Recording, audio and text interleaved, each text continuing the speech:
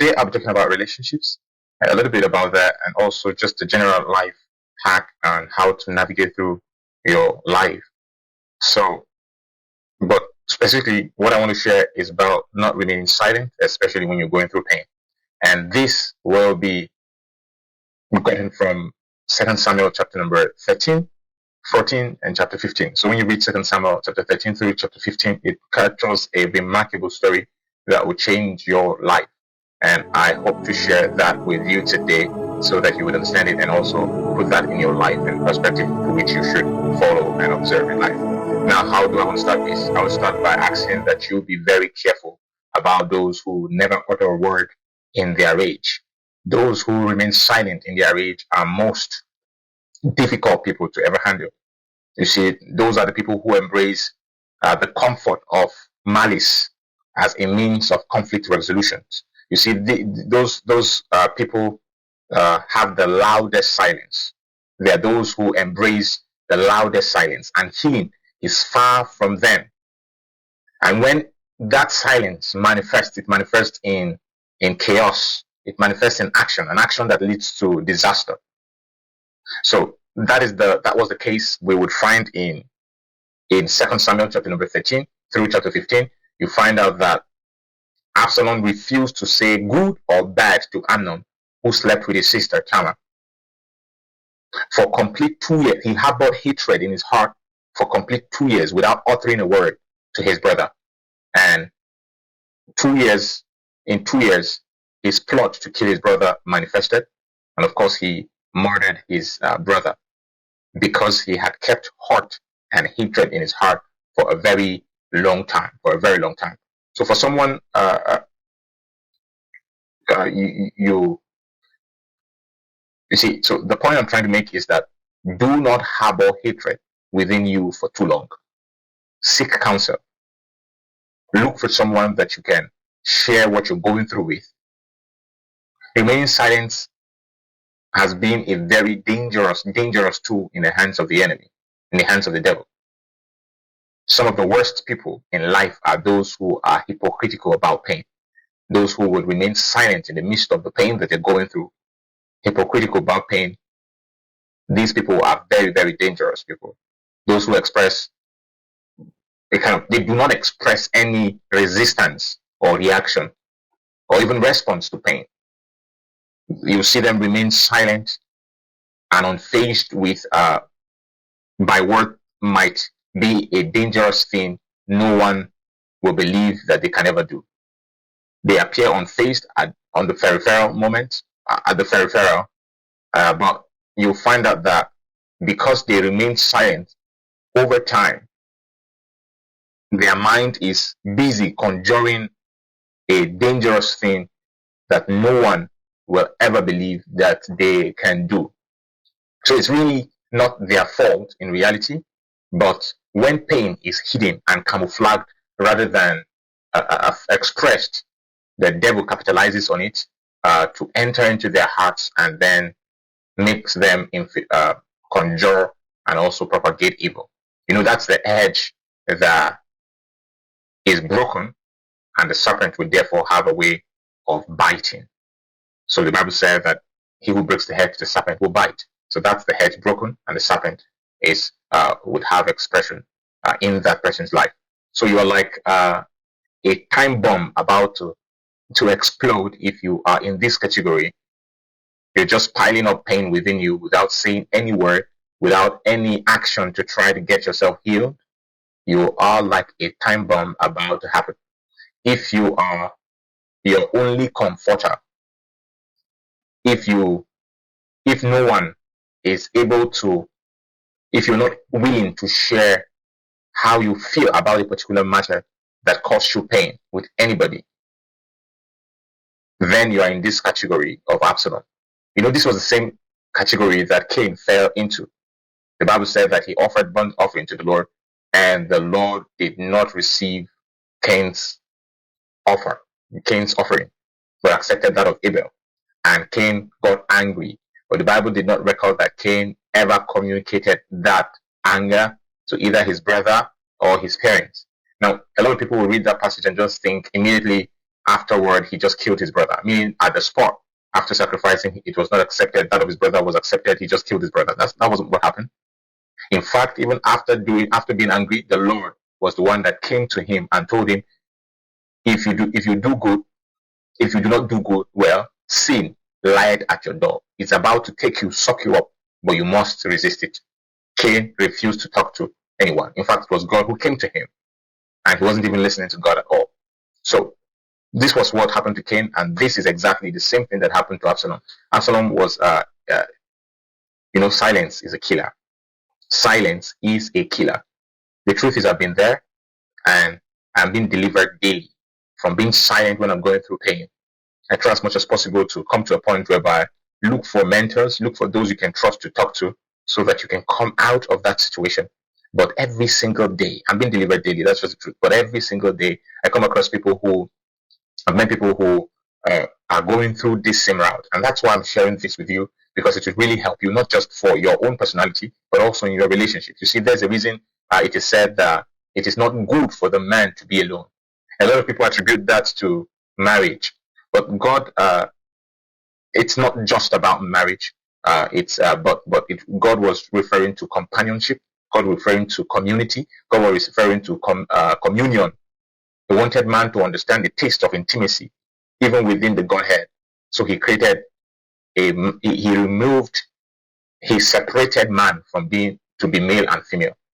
The earlier man that was created was male and female, created he them, but in one entity called man. He had to go into the man that was created to remove the other woman. And and that's what we believe about Trinity. The Trinity, for example, is not just one person. We do not have one person God. We have three persons God in one entity, one essence. Three in one. They have one essence as God, but three personalities, three persons in one God. And that's the same thing that God wants to give to each and every one of us. He wants that experience. That's why he gave Adam Eve, so that he can communicate with the person that is in the same level as his own mindset, not just the animals. I know a lot of people would be happy embracing their animals as you can only speak to the animal cannot speak back. And communication is done when you talk and the person understood what you said, and also you got a feedback. That's when communication happens. But anyway, back to what we are talking about. So I said it is not just about marriage alone, but about community. God wanted man to interact. So what I'm saying is, don't work this life alone. Life is too hard for you to work it alone. Seek people to speak to. Seek for people to share what you're going through. This is very, very important for your mental health, and you must protect your mental health by all means. And it starts from speaking up. So my message really is a message that will get you to speak when you're going through stuff. One of the greatest tools of depression is silence. There's this unhealthy introspection and introvertedness that has kept people in bondage, that has kept people in cages. You can be among thousands and still be lonely. That's what silence does. When no one really knows you. I watched a video recently about a guy who shared about of his elder brother who looks good, okay, normal. They play basketball together. He teaches him basketball. The other brother teaches the younger one basketball. Everything was just going normal until all of a sudden the elder brother committed suicide. Going through stuff without saying a word, it's a dangerous thing to do. Not just for yourself, but for people that you are also in a relationship with. And the truth is, no one is truly introverted. No one is truly only introverted. The reality is that our upbringing, the teachings we interacted with, the circumstances, our circumstances, and also our environment was what cultured us into being introverted. You see, you must refuse to be silent. Seek for help when you need one. Seek for help when you need one. Refuse to keep to yourself. Refuse to keep to yourself. Share. Don't give the devil the room to plant his desires in your heart. And also, sometimes Silence is the idleness of the mind, which is the devil's workshop. I'll repeat that again. I said silence sometimes is the idleness of the mind, which is the devil's workshop. So you see, let's go back to the story of Absalom. You see, Absalom was quiet for 2 years, and that quietness matured into killing Amnon, his brother. He didn't really end there. The Bible said, the Bible implied that the devil capitalized on this hatred and planted rebellion in his heart. His anger manifested in several different ways. In fact, even when he killed his brother, he was banished from the land.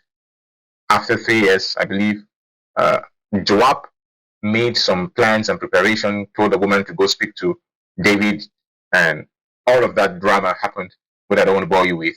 And he was brought back to the land. But David was still wouldn't see him. So Absalom sent for Joab. Joab refused to also see him. And he became so angry that he burnt down Joab's wheat field. You see, the matured point of his anger really showed up when he took the kingdom from his father. Now, mind you, something I need to really drive home is that Absalom is the most beautiful man ever recorded in the Bible. This story can be found in the book of 2 Samuel, chapter number 14, from verse 25 to 26. 2 Samuel 14, 25 to 26. Absalom was the most beautiful man in Israel. Same was said concerning Moses, such that the adjective that was used to describe them was not necessarily that of males, but that of females, because of how beautiful the child Moses was and how beautiful Absalom was. You know, Absalom's hair was cut after some years and is being weighed. It has value. That's how beautiful he is. And no one in Israel is to be praised for his beauty as Absalom, the Bible said. But yet his anger was also unmatched. So he wasn't just unmatched in beauty, he was also unmatched in his anger. So I would advise that you run away from beautiful but angry people. And there are many of these type of people. They can kill just the same way Absalom killed. Beautiful but angry people, run away from them. You see, and their beauty really wouldn't matter much when they manifest their other side of their anger. It wouldn't matter anymore. So that's why you must run. You see, many people have treaded this part in their relationship. Many people have treaded on this part in their relationship only to end up in doom. Only to end up in doom. So the reality is that there are two extremes, two extreme expressions of anger. There are those on one side that break up things when they are angry. Once they're angry, they start shouting, breaking everything that comes their way. And there's this second extreme of people who remain mute, silent. They don't say anything. They don't break anything when they're angry. The reality or the truth is the silent ones also break down things. Just that they don't break down things without. They don't break down things outwardly, but they break down things in their hearts. They break things in their hearts. So be careful and run away from such people, especially from such relationships. That is, if the person is unwilling, is not seeking for means to be better, is not seeking ways to change their attitude. If the person is not seeking ways to become a better version of themselves, then run.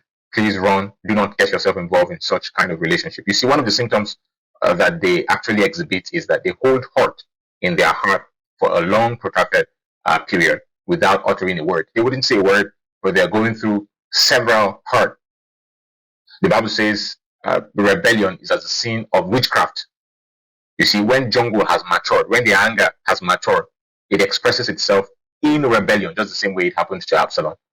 Rebellion either to God and his laws, or rebellion to their partners or against their partners, the partners that they're in relationship or marriage with at the time.